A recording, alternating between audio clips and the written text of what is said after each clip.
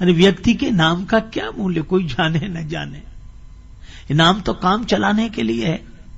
अगर कोई नाम ना हो तो ये वो कहां तक करते रहेंगे।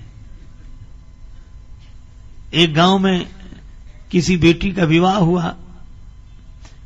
मक्खन निकालना कला होती है, दधी मंथन करके। अब वो बेचारी शहर की रहने वाली, उसे ढंग मालूम नहीं। सास से कहा, माता जी मटकी में मक्खन आ गया है, उसे चलकर निकाल लो। माता जी बड़ी नाराज हुई, बहुत बुरा भला कहा। अब बहू समझे नहीं बात क्या है।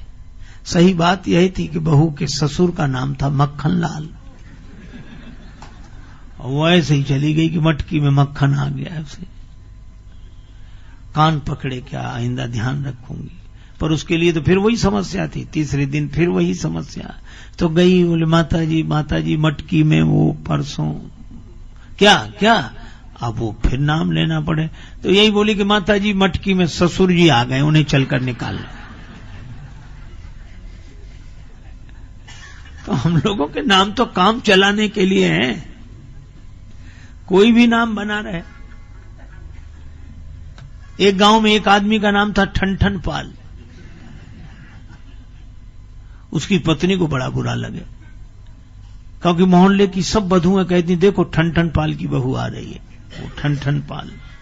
तो उसने अपने पति से कहा कि नाम बदलो।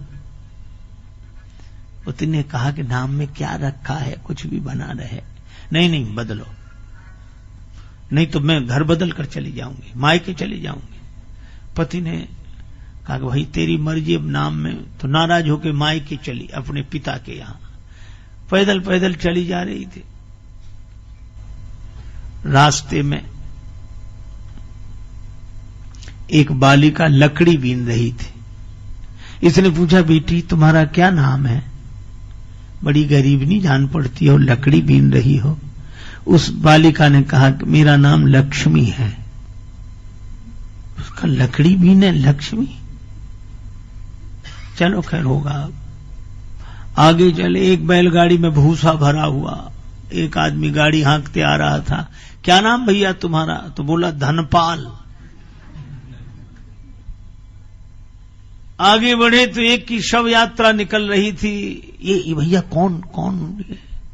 बड़े अच्छे आदमी थे, वो आज चले गए। क्या नाम था इनका? इनका नाम था अमर सिंह जी। वहीं से लौटे आई। पति ने आकर घर में पूछा कि क्यों लौट आई, नाराज गई थी तुम? कहा मेरी नाराजी दूर हो गई रास्ते में। कैसे? तो उसने कहा कि लकड़ी बीने लक्ष्मी और भुस ढोवे धनपाल, और अमर सिंह तो मर गए तो भले मेरे ठन पाल। जब यही सब होना है,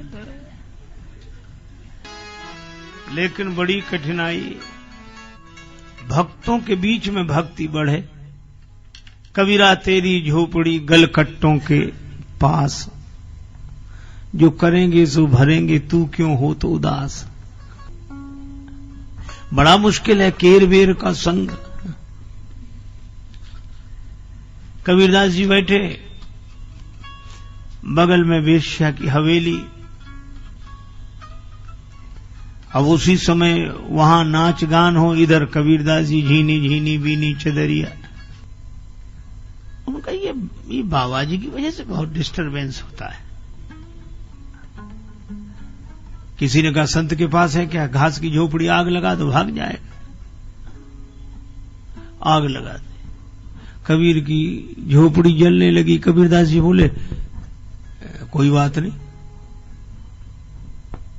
बाहर मैदान में बैठ के भजन करेंगे। झोपड़ी में आग लग जाए तो क्या, मैदान को तो कोई कुछ कर नहीं रहा, मैदान में बैठे।